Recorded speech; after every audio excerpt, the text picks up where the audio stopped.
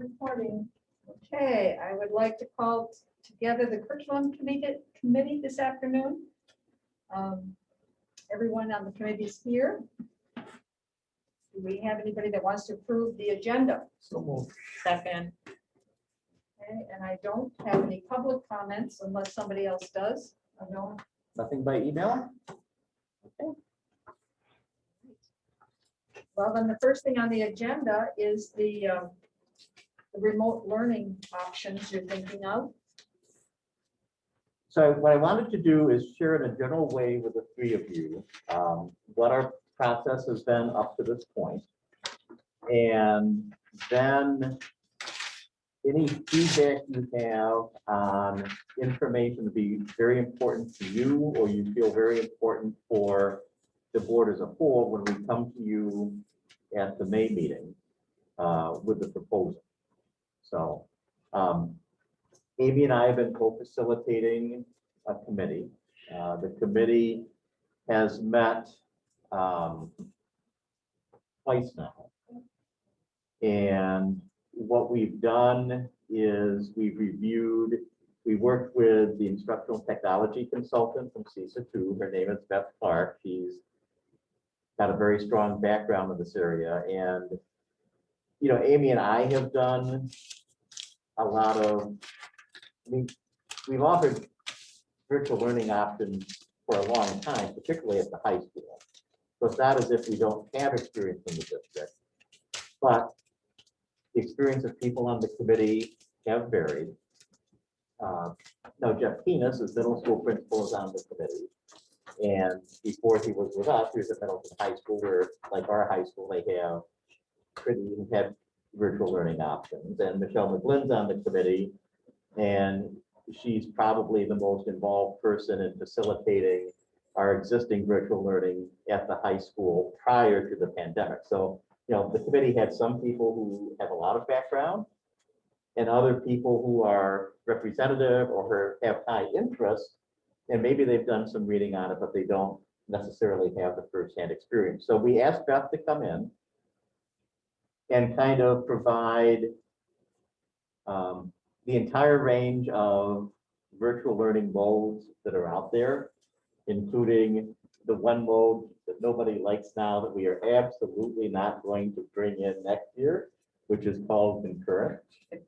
You've heard plenty about concurrent, probably not much good, and that's not what we're looking at. But for completeness, Beth did cover everything, and we made sure we told the committee, Beth is being complete just because it's in the presentation. Don't worry, we're not doing this. And then we had a committee, you know, so that was kind of our first meeting. The second meeting was to kind of tee up our survey. We just had our third meeting to look at our survey results and talk about options.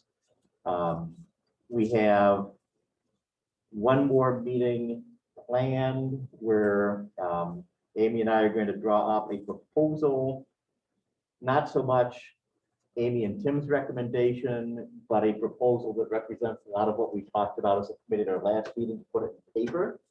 So the committee has something to react to as a focal point for the discussions instead of working in a sandbox. And, you know, as we've looked at this, you know, the surveys we presented to our staff and our families show that there's some interest. I think we've shared that with you before. The high school this week, and this will happen for the other schools shortly, has sent a follow-up inquiry to parents asking their level of interest. And this time, if you're interested, please share with us your name and who your children are that you might have an interest in, because we know there's enough interest out there that's sitting here in mid-April, looking ahead to September. We know it's going to be important to begin to think about where these students actually are. How many kids might be in the interested bucket for third grade, for example. When we look at high school, particularly for certain electives, how do our most interested high school students line up with their course requests so we can think about what the impacts could be, because, you know, I think in broad outlines, what we might bring to you in a few weeks would be something that would be where we have a critical mass of students where we can run a section. We would run a section. We would try to run that based on the survey results from both students, from both staff and families. We would try to make that parallel to the Waunakee curriculum as much as possible, instead of national purchase curriculum. But where we have to, I think, decide as a committee next is what is our recommendation going to be where we don't have enough kids per section. And there are a few different options. We're going to have to kind of talk through those. You know, we could use, you know, and I think an important question will it be synchronous or asynchronous? When you get down to small numbers, will it be Waunakee curriculum or national curriculum? At the high school, to a lesser degree, the middle school, where we have electives, we probably can't take the entire elective program and have a virtual offering, so we would have to have a more limited catalog, and then how will families respond to that? So what we're doing now is just trying to get some numbers in there. And there's going to be a push-pull or a chicken and the egg aspect to this process. We'll have some very specific ideas when you see it in May.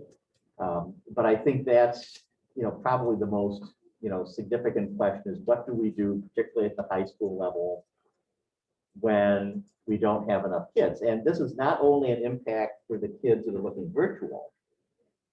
Seeing where virtually interested kids apply with their section requests also has an impact for the on-campus kids. I mean, if we have a section of an elective where the course requests are sitting at 15, and then we have 3 of those kids who want to do virtual, and they leave that singleton, do we run that singleton at 12?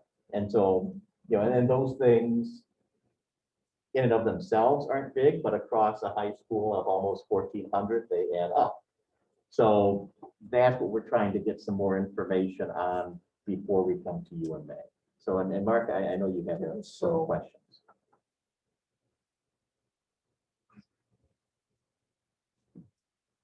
Those all seem to be challenges creating a local remote. Mm-hmm.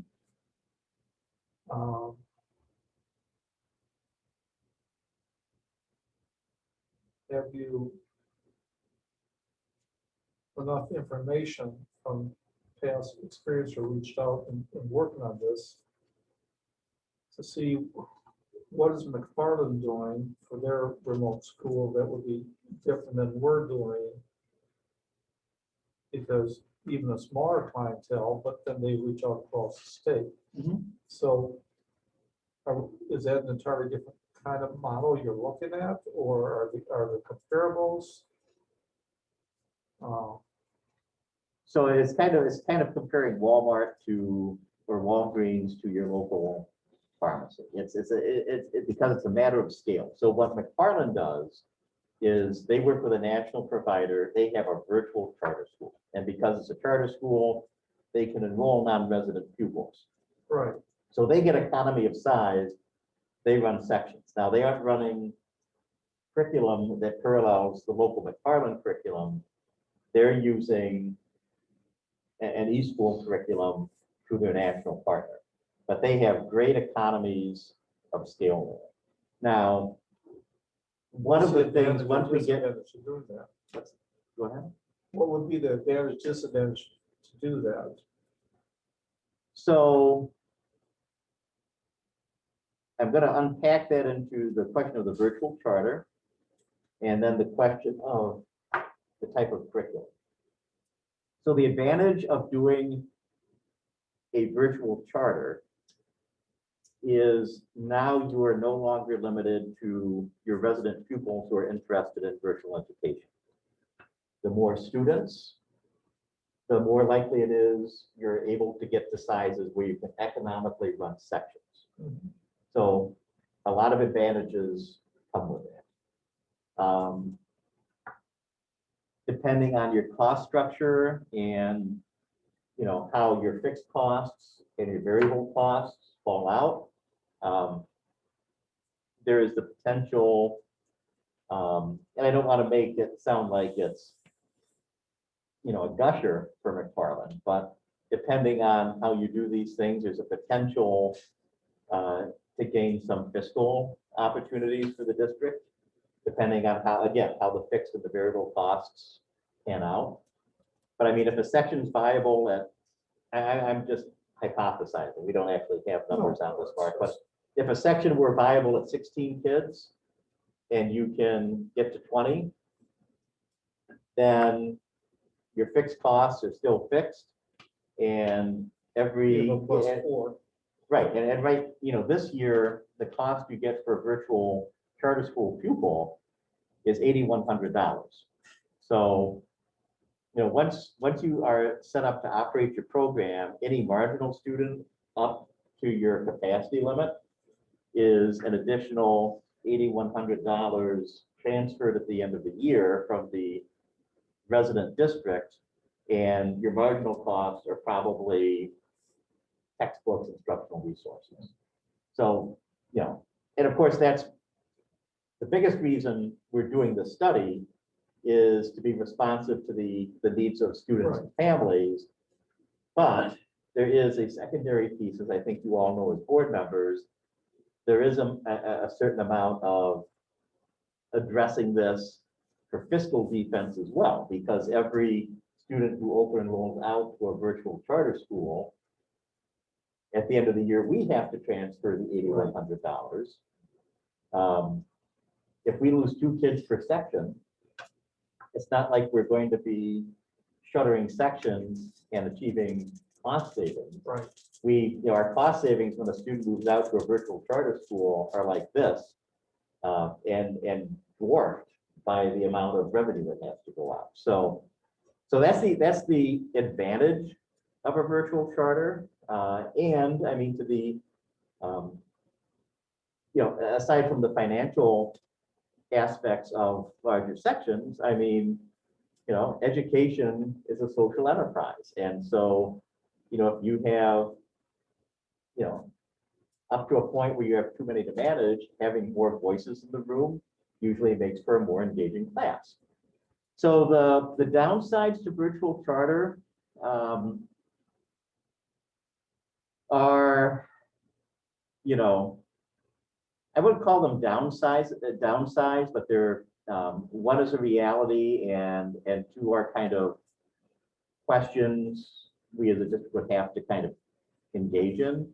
The one is setting up a virtual charter is a lot of work. It's not feasible for us to have a virtual charter ready to go for 21, 22. We could potentially have one ready to go if we wanted to for 22, 23. And we would have to begin planning on that fairly soon after coming up with our virtual plan for 21, 22, because the open enrollment window, as you know, starts right at the beginning of the calendar year. You want to have a credible plan out there, otherwise people aren't going to, give serious attention to your virtual charter. So there's a reality of time. It's virtual charter is not an option for the upcoming year, but that's not to say if there was something we were interested in, we wouldn't immediately turn into that planning and look to do something the next year.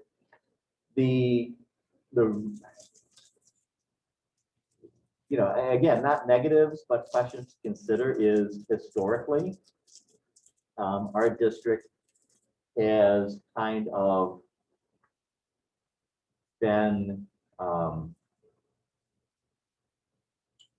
cautious to reluctant to trying to compete with other districts for their resident pupils. That's something we haven't really done. On the other hand, there have been a lot of disruptive changes in the last year. And there's going to be a certain amount of interest, I think, for the long term in virtual options that wasn't there pre-pandemic. And if the economies of scale that can come with a virtual charter are what we need to do to offer a high quality program for our resident students, then it may be something that we would want to look at in a new light. The other reality is, and we don't know how this will play out in Waunakee because we're always an outlier on the curve. But if the curve shifts, sooner or later, even the outliers get moved. And I'm not saying we're moving, but I'm saying it's something we need to be mindful of is, you know, household formation post the Great Recession of 2008, 2009 looks a little different nationally. And I'm talking big trends, not necessarily local Waunakee trends, than it did before the Great Recession. Well, those are years and ages that are now starting to come into good representation of the elementary schools. And so nationally, you're seeing smaller families or later families, but that means that in the cohorts that be coming in right now in the elementary schools, you're seeing shifts. And again, we're always way over on the right, but if the whole distribution moves, then even the outlier, which is Waunakee, may move.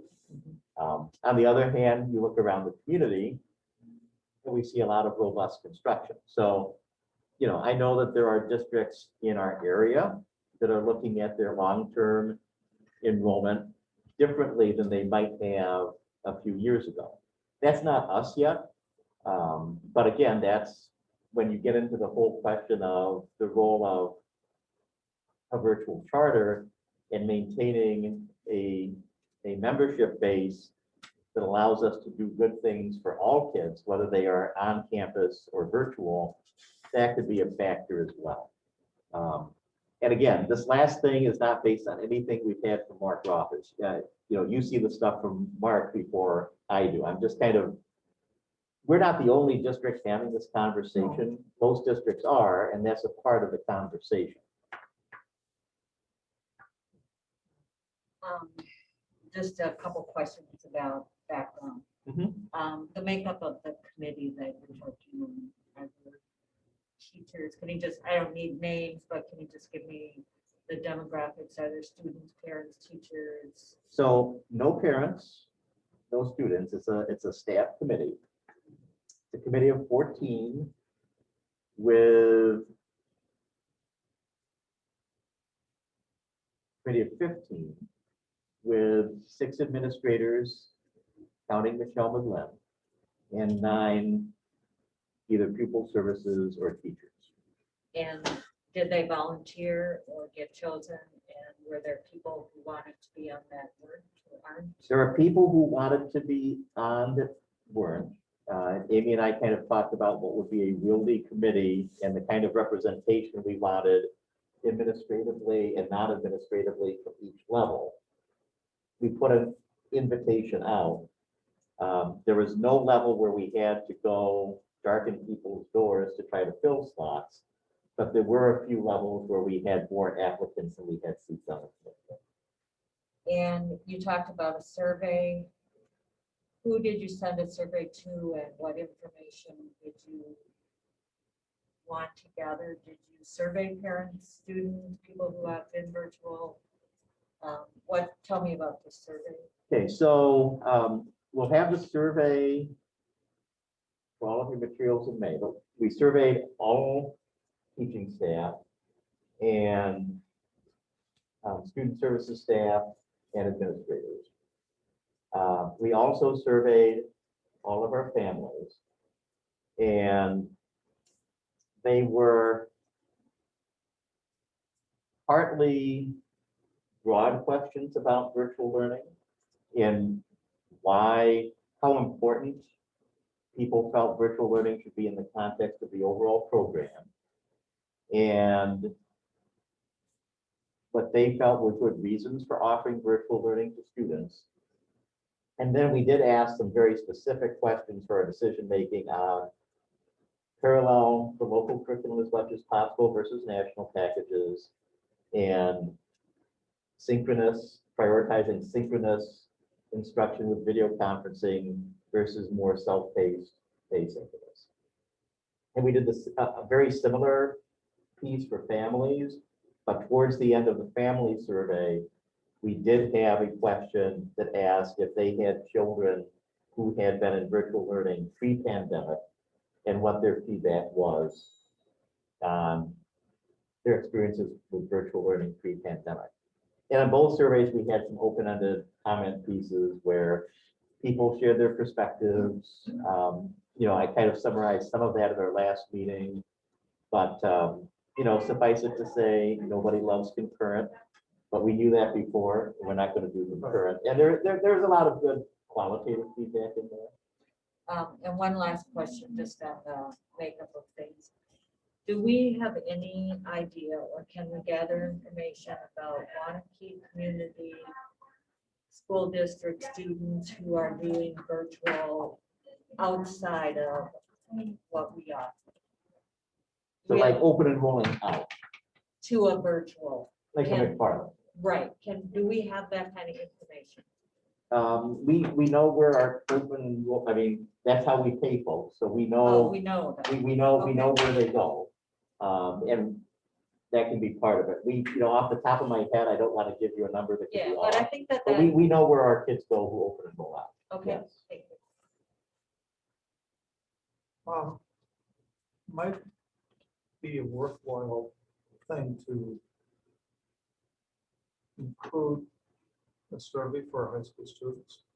I can see at a certain age, the survey would not be real productive because of capacity to respond in a way that would be meaningful. But, it's kind of interesting to me that we do survey on how you did first semester to versus second semester, how you did this versus that. And the reason I asked the question is because in all the surveys that we did, there was fairly, I would say, a significant number or a meaningful number of differences between what the students felt was good versus what the parents did. And to me, it would make sense to have that feedback in addition to the families, at least at the high school level. Our original plan was to survey high school students, but as we talked about it more in committee, the feeling from the high school team is we have a lot of different information requests we put to students in the spring, and the number one question that we needed for planning for the fall, maybe not longer term, but for the fall, was going to be interest in participating. And the thinking was that is going to, maybe not precisely, but closely track the parent response. So, I think when we come back to looking at virtual charters and longer term planning, and we have a chance to kind of come back to this, I think students should be part of our needs assessment, but the high school team just felt just kind of where we're at in the calendar and what we're asking of kids that that survey they felt was something we could save for another year. Okay. So, then in terms of what you're looking at, it's and I have to defer to you because this is just the reaction. It would seem to me that it could be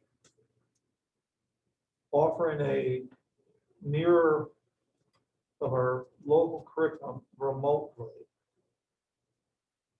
could have a stronger impact on our staff than if we offered a package with a national company, much like McFarland does. If we're going to be trying to reflect our own curriculum, I can see where we would have teachers cross over in both virtual and classroom, and I can't think of a worse option. Whereas it would, from my perspective, I would think if you're doing a non-mirror local curriculum, a national curriculum, that you would have specific hires for that, and that's all they would do. I'm worried about that crossover and how many platforms we're going to be asking staff to do to make this thing work. And I hate to have it reflect the pandemic experience. I think we've got to be reasonable on our expectation of staff, is my perspective. Yeah, I think you need to, I think that there, I guess without really talking to staff, as a staff member, I could see myself doing a virtual section and teaching, it's my curriculum, I could set it up that way, because everybody has done online and everybody has done in class, but when you do you teach 6 sections, you teach 5 sections, what is an online section? And that might be more work than an in-person section. Maybe that needs to be counted different. And I don't know that. And even But I the think class size that, too. I mean, we're talking, is it reasonable to expect the virtual class size to be larger than and if it the is, in-classroom, if you're only teaching 1 section versus 3 sections of something? yeah, but then maybe it counts as 2 of your load instead of Right. 1 of your load. And I don't know those answers, Tim. Exactly. That's just something running through my brain that we just have to be mindful, and I think we need to defer to staff. How much work is it compared to in person? When you do 4 sections of geometry in person, that 4th hour just is like, okay, I'll just do it again. A 4th section online is not just, okay, I'll do it again. Oh, no, it's not. And, one thing I would say is, we don't envision an online section being treated differently from a class size standpoint Okay, than any other, so just because something's virtual doesn't mean we'll see 35 student sections of everything. That we don't do that with summer school FIS. We stick to our regular section size and we hire for that. I mean, I think, I know in talking with Middleton, something so an important distinction is, how do you staff something when students are maybe taking 1 or 2 virtual courses, and how do you staff something when it's a full program? So historically, Middleton, and again, they were doing what we did, only they were doing it on a little larger scale, so they tried to have their teachers teaching instead of trying to find teachers in other districts to teach the online courses. But they weren't always able to do this, but to the extent that they could, if you had a virtual course as part of your load, they would try to schedule that for your first class of the day or the last class of the day. Not necessarily because it was harder, but they had an idea that they wanted to minimize, as an instructor, your transitions during the day. Right. So if you had a virtual section of the day, you might start live in person, have your virtual, have to switch back to thinking in person, whereas what Middleton pre-pandemic would try to do is, if you had a virtual section be either end of the day, so you only had to kind of switch gears once. Now, the reality is what we're talking about and what other districts are looking at, and these are all questions that every district that's examining this is grappling with, is if it's a student's full schedule, you can't restrict the virtual classes to either end of the day because the student is going to have to take second period and third period classes. And so, I mean, I think the question of, again, this is the planning challenge of it, especially at the high school level, is it does come down to numbers. Yeah.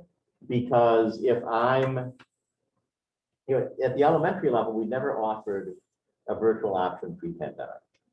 So, part of the big remit of this committee is to look at offering a virtual option below middle school, which we never did pre-pandemic. But if we consider what that looks like for the core content areas, if I'm teaching virtual fourth grade, and I'm a core teacher, a homeroom teacher, I'm not switching during the day. I'm teaching, all of my core subjects for my homeroom virtually. The K-6 teachers who would have to deal with the question about, the foot in both worlds would be your related arts teachers. But by the middle school and high school, where we have that different type of secondary schedule, that is something, do we take you, Mark, as an English teacher and you're a virtual English teacher? And you do a virtual English 9, a virtual English 10, a virtual creative writing, and maybe a virtual AP Lang and Tom, and do all of that? Or do we say to, the AP Lang and Tom team, we need one virtual AP Right. section, one of you would really like you to pick up a section, which is easier, because that's the other thing. When you have a dedicated online teacher, they still have to, even with asynchronous national packages, they are still reviewing student work, assessing Right. student progress, providing feedback. Right. And if they have to do it for multiple courses in their disciplines, that's another kind of planning program. Yeah. So, I think it's really going to come down to the levels of interest, which for the level where it's the most complicated, which is the high school, with the survey that's in distribution this week, and I think we're asking families to finish responding to it by Tuesday of next week, we will have a better sense. And then we feel once we have a proposal that's endorsed by the board in May, we then circle back to the families and say, we asked you to indicate your interest before we had really a proposal for you. Here's our proposal. Is this something you're wanting for the fall or not? So, just different layers of checking and adding confirmation. Well, the other question I have in the projects for monopolizing, but are you looking at primarily a full-time remote versus a full-time face-to-face, or are you looking at giving kids options to have a blended? Because again, if you do the blended, that adds a whole nother level of complexity to staffing it. And I'm just wondering, are you Do you mean a leaning one way or student has another a at this choice to point? do both? Yeah, so like you might want some classes They can virtual and do you want some some in classes person. face to face. Some remote. So prior to the pandemic, you could argue what we were doing was blended. If I needed to make my schedule work for youth apprenticeship, or I had a scheduling conflict, or I really made a compelling case to the principal that I wanted German and we didn't offer German, then you would take one, maybe 2 virtual classes Right. at a time. Everything else was, the in-person curriculum. We would have a very small number of students, very small, that because they were highly skilled amateurs in the arts or athletics, they might be traveling for training or competitive opportunities outside of Waunakee, or they had unique health-related concerns that prohibited their participation in school. Those we would offer a full day through the eSchool network, but those were very limited numbers of students. I think the committee is interested in later years exploring a more flexible blended option.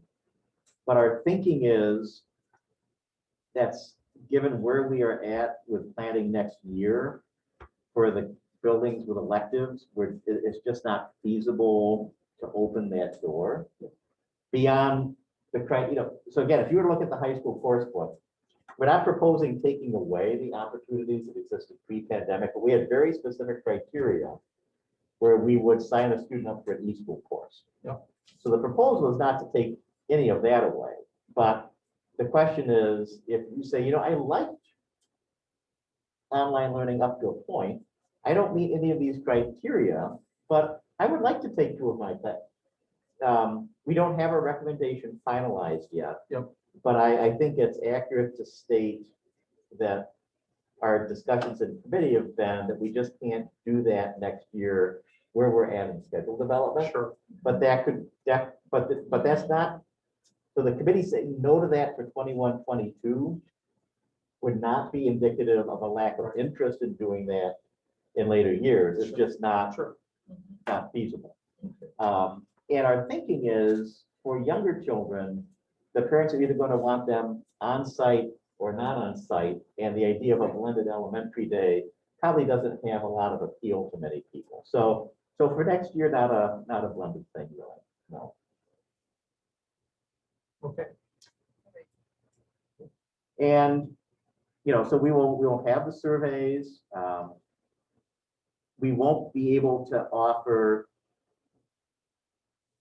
absolutely guaranteed fiscal impacts, but we hope to be able, based on this next round of surveys, to be able to say, well, here's what we think interest could be like, and here's how we think it might look financially to staff this.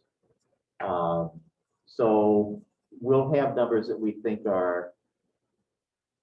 will be good enough for decision making, but they might, shift later on. And again, the proposal for 21, 22, once we had that done, we would kind of come back to the longer term planning. Sure.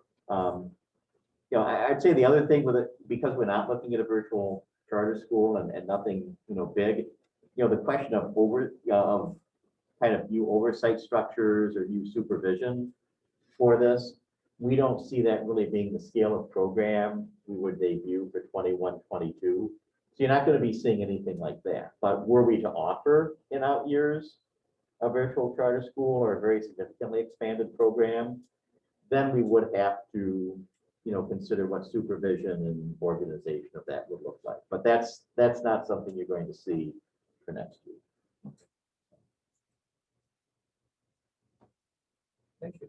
And after you take away this conversation and reflect on it, if you have any additional reflections or questions you kind of want Amy and me to keep in mind as we get ready for our presentation in May, don't hesitate to reach out for us.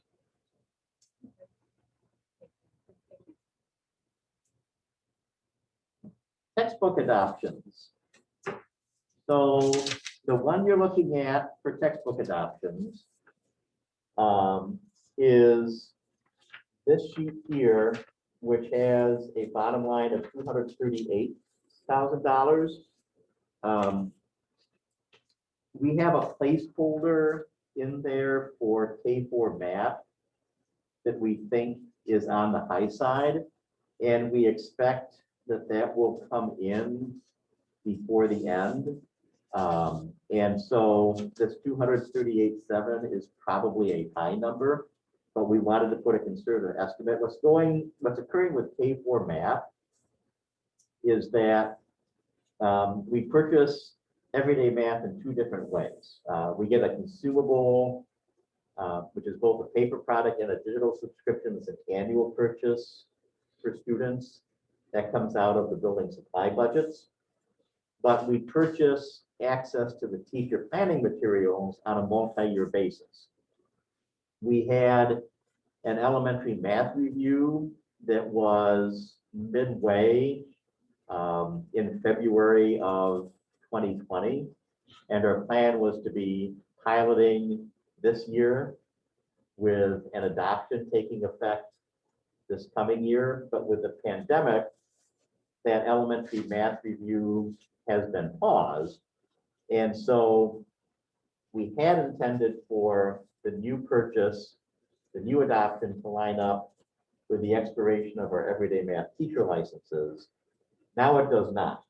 So Amy is in the process of working with our McGraw-Hill rep to find out what our options are for extending our everyday math teacher licenses, probably 2 years, so we can restart the curriculum review process and move to an adoption. So that $65,000 is a placeholder. It will probably be less. Although I will say that often with these, for some publishers, it's a fairly linear cost reduction as you go from 7 years to 3 years to 1 year on subscription. There are other publishers where it is not as linear as you would like to see. So again, by the time we come in May, we should have that line finalized from McGraw-Hill. So I guess what I'm trying to say is all of these numbers are accurate, except that the K4 math is likely to be lower the next time you see this. And, in general, what you're seeing here, these are mostly just additions or renewals of existing courses. The elementary general music, we purchased that 2 years ago, but the company we bought the general music program from, Quaver, has added a very inexpensive supplement called their SEL, the Social Emotional Learning Songbook, and the music teachers would like to add that for next year to kind of complement our SEL efforts. Mark. So, forgive my ignorance. But when it says hybrid, is that comparable to the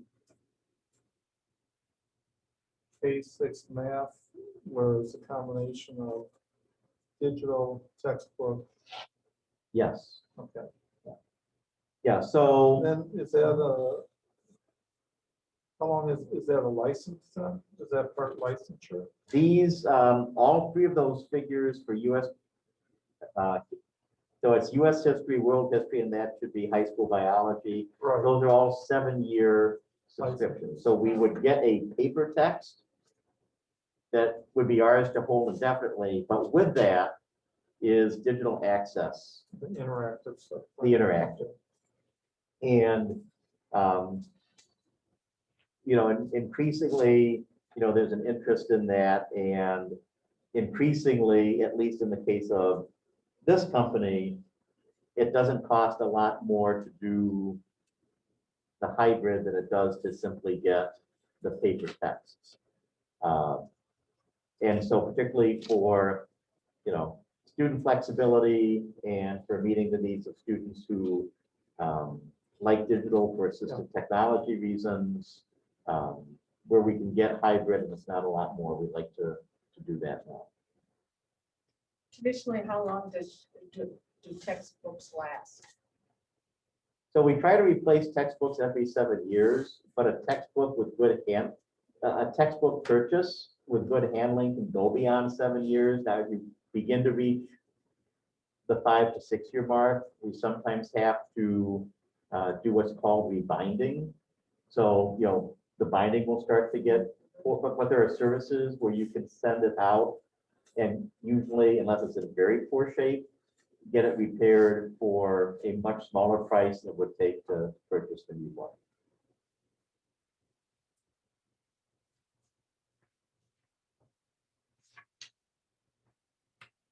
And then the other thing you'll see on here that's got some cost to it is foundational skills. And so that's part of our elementary ELA program.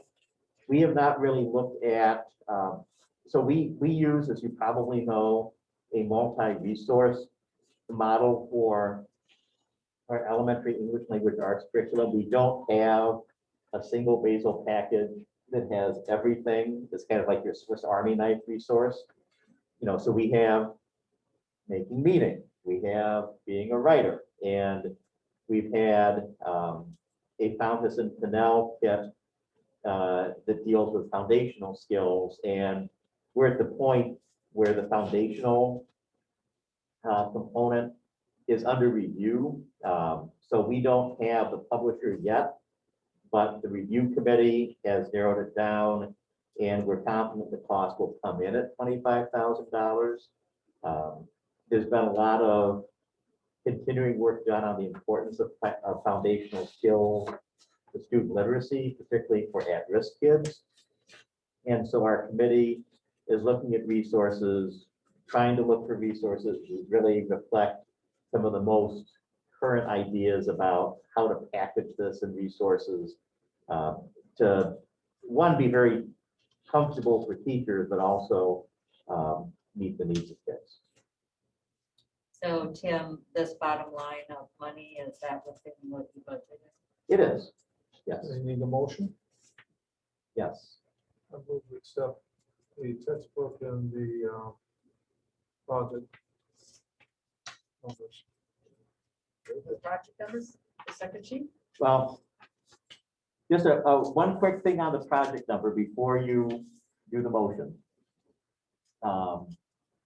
So the total is within what our typical budget is, and this total on here is calculated at $20 an hour, which has been our curriculum rate for a very long time. As you may know from discussions, I think it's been a budget committee discussion. I don't know if it's been a full board discussion. There are some compensation aspects we're looking at for next year, and one is an adjustment to the curriculum writing rate. So this is at the current rate. If that were to change, then our understanding is that the curriculum writing budget would be increased by a ratio of whatever the hourly change was. But just know that the number you're approving here is based on the 20 an hour. Okay. I will second Mark's motion to accept both textbook and project. All in favor? Aye. Aye. Aye. All opposed? Aside from the two items Amy and I expect to bring in the future would be as we move through our virtual learning implementation for whatever our changes may be for next year, we're bringing a status update. We will need to set our date with the new committee once it's set. But depending on when it falls, either that meeting or the next meeting, we would bring in an update on student progress ahead of it coming into the full board, because we owe the full board a report on student progress as well. We're probably going to move the approval of the testing schedule a little deeper into the summer, because we are going to have to make an adjustment to the assessment we use in the middle school. ACT is discontinuing the short form of the Aspire, which we are currently using at the middle school. And so we're going to start a committee very soon to come up with a recommendation.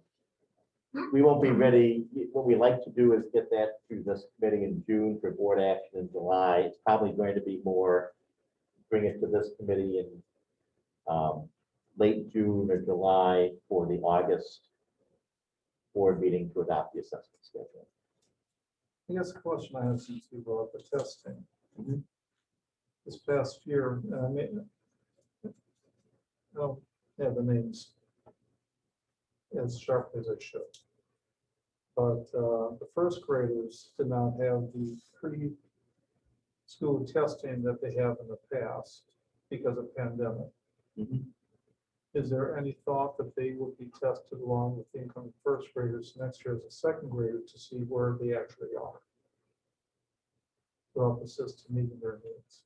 So, But I think that's a base test. right, so that'd be the start of the year testing. Are you maybe thinking of PALS?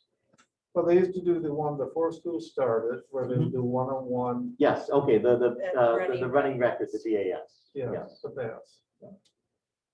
I can take that back to Amy. I don't know if it was merited. I'm just wondering, okay, that gave an indicator where kids are. Mhm. They didn't have it. If not that, is there a pre-assessment that would be worth giving to see, okay, coming in as a second grader, where are these kids at? But if they do the running record every year, and I think they do through fourth grade, they have that at the start of the school year for each student.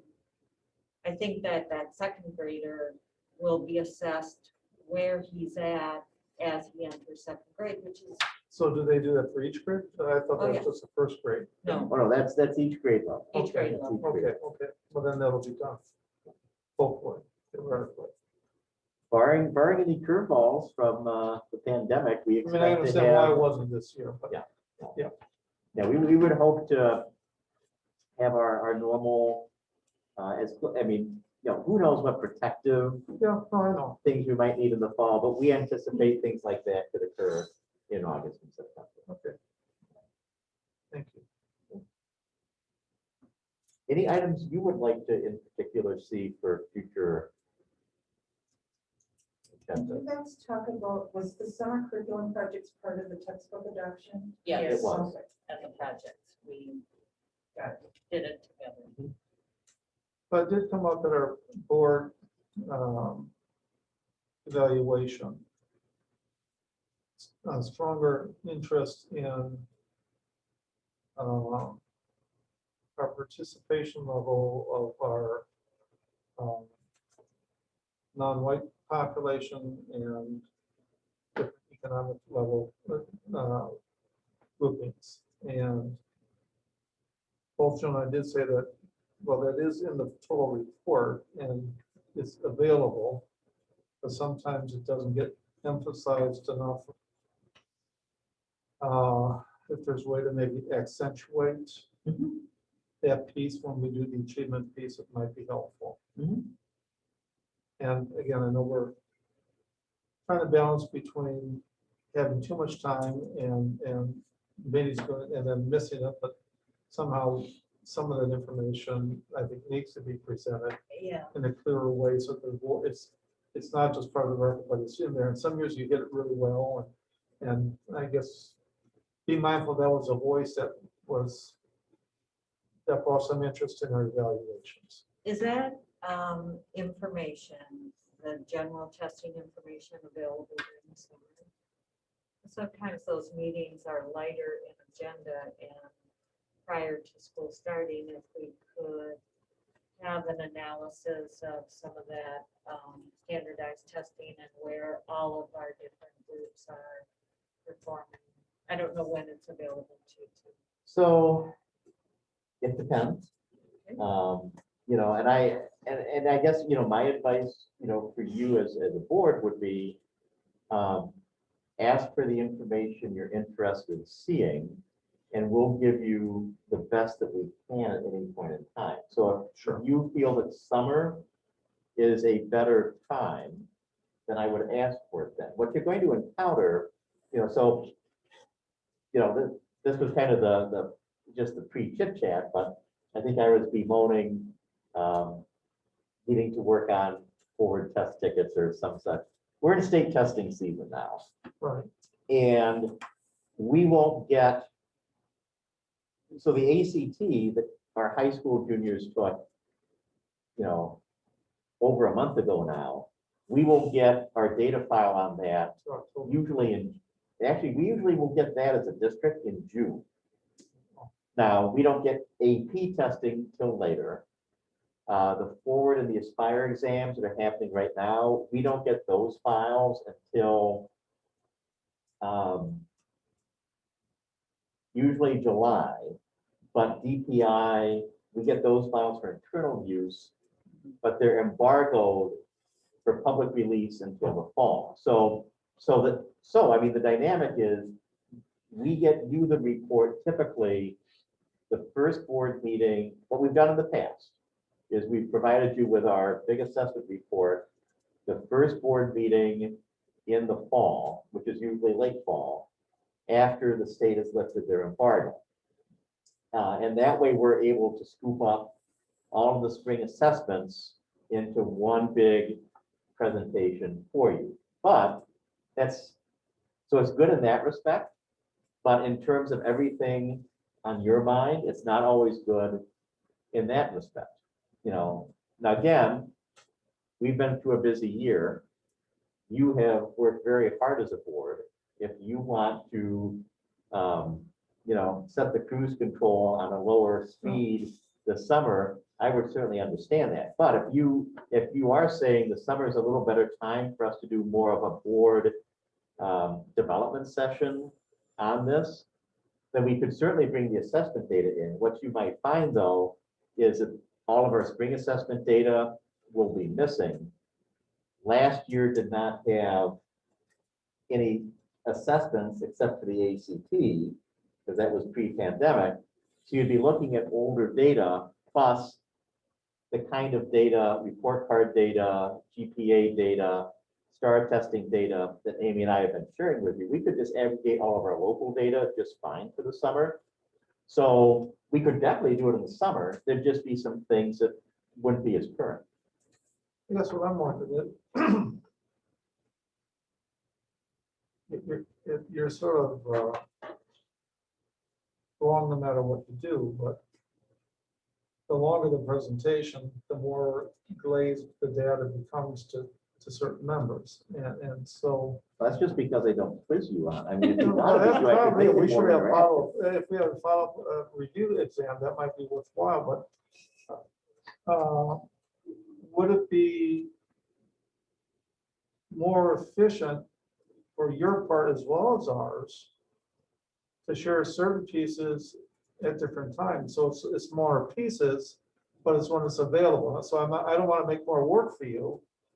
But would that be more work to have what's available by X, you do that, and then later, 3 months later, you have the October reports or whatever. Is that more work for you than doing it one big showing? You know, I want to be it's- mindful of that. it's probably not more work because the data has to be disaggregated and a chart made regardless. And so when you get the big report, what's happening is there are lots of different charts that are put together Right. into a big report. This is just doing it, parts at a time. I think the biggest question is, what are your questions as a board? When do you feel you have the most time as a board to engage those questions the way you want to? And I think the other thing, to explore is, at some point, and we can't even, something we just can't do for a board is we can't give you a dashboard where you can drill down to see individual students. But I mean, the thought has crossed my mind, if we gave you access at a very summary level to some kind of a dashboard where you could look at some information on demand, so people who wanted to go look at things from different angles and then maybe come back to talk with Amy and me, you could. That could be an option. But again, the power of the board comes from your work as a board, not as individual directors. So I think that's, I wasn't party to the event. I mean, Randy's here now. So I mean, Randy was party to that discussion. But, I think from my perspective, I think as someone who's watched these discussions for many years, it would be better to find the time that's best for your discussions, and we will get you the best data we can, even if it's not totally up to date, versus waiting till all the data is together and then maybe it doesn't fall at a good time on the calendar. And we would just get you that other data later on and not spend much time on it, and you could just decide if you wanted to spend more time with it. Mark, if I can add a couple things, I think there's kind of two parts to it for our conversation the other night. One is a desire to get back to at our monthly meetings, with what's our report going to be at, and be more strategic in what we want from that. So, for example, if you wanted to break up kind of the achievement of report across multiple times, we could identify when those count. That's a possibility. The piece that you were asking about, that was part of I think the school perceptions piece. Right. Kind of the equity of participation in advanced courses. One of the things that was brought forward was, are these the type of topics that we should also bring forward to the community at a broader level? Right. And as we start to look at how we want to engage on broader topics, so if we kind of take kind of Brian Haber's concept of engagement, like every other month we have a topic, we can figure out what some of those are that then aren't embedded within the work of a regular board meeting, but have its own spotlight on them there. Sure. And I think once we kind of get settled here as a board in the next month or so, we should probably figure out where we want that to look like. And I think what Jack said, which I agree with, kind of script it out for the year of where we want to go. Where do we want things from those larger engagement community pieces? And then what do we want to see just at our monthly meetings? So I think all of that fits within that. So,